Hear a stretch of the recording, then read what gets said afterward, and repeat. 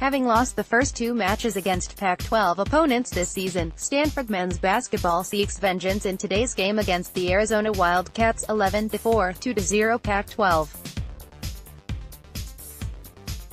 Just as we brace for a season of seemingly endless rain, the Cardinal is bracing for a tough match against formidable opponents. The Wildcats come off of a 4-game winning streak, most recently clinching an overtime victory against Utah, 7-7, 1-1 Pac-12. Though Stanford may have to deal with torrents of Arizona offense from the likes of Chase Jeter and Brandon Randolph, the Cardinal recently showcased a strong offensive game of their own with sophomore forward KZ Okpala and freshman shooting guard Cormac Ryan. Sure, Stanford may have to deal with a storm, but it's not like the team hasn't had to deal with tempests before. And after all, nothing grows without a little bit of water. Matches against UCLA, 9-6, 2-0 Pac-12, and USC, 9-6, 2-0 Pac-12, on January 3 and 6 did not end well for Stanford. The Pac-12 debut against UCLA quickly turned into a game of catch-up after the Cardinal failed to put in a field goal for more than 7 minutes in the first half. The tides began to turn after Stanford took a timeout, recuperated and responded with a 10-0 run that included an explosive dunk from senior center Josh Sharma. The Cardinal ended the first half down 38-32 and wouldn't make a comeback in the second half.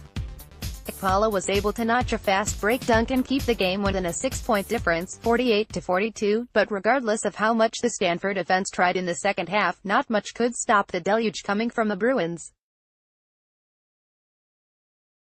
Stanford finished the game down 92-70.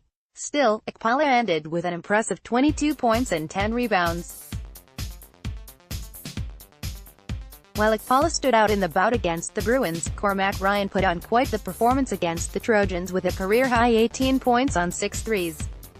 The match against USC began bleak as the Trojans were able to secure 13 points to the Cardinals' 0. Another dunk from Sharma galvanized Stanford into action, and by the end of the first half, the Cardinal gained 21 points to the Trojans' 31. The second half was where Stanford put things into high gear, going on a 25-12 run that ended with the Cardinal taking the lead after Okpala put a 3 in, making the score 46-43. Ryan was able to sink 3 threes during that run and net another 3 field goals throughout the second half, keeping the two teams neck and neck until the Trojans pushed past to claim a 77-66 victory. In both matches against UCLA and USC, Stanford's interior defense proved to be lacking, leaving the Cardinals significantly outscored in the paint. Building on an interior bulwark will be key as they gear up for today's match against Arizona. The Wildcats' Brandon Randolph recently scored 21 points to secure an overtime victory against Utah, giving Arizona a 2-0 start in the Pac-12. Randolph has scored double figures in all 15 games that the Wildcats have played this season. Like Randolph, the Wildcats' Chase Jeter has also brought the heat with a flurry of double-doubles this season. In the match against Utah, he scored a career high of 21 points and set a new career high in rebounds at 13. Their Achilles heel, however, may be their second-half performances.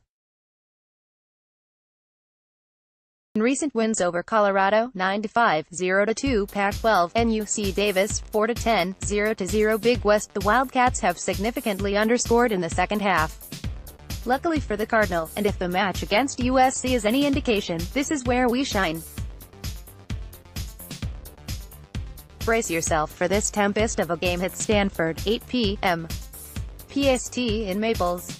Contact Armin Kassam at armin@stanford.edu. We're a student-run organization committed to providing hands-on experience in journalism, digital media and business for the next generation of reporters. Your support makes a difference in helping give staff members from all backgrounds the opportunity to develop important professional skills and conduct meaningful reporting. All contributions are tax-deductible.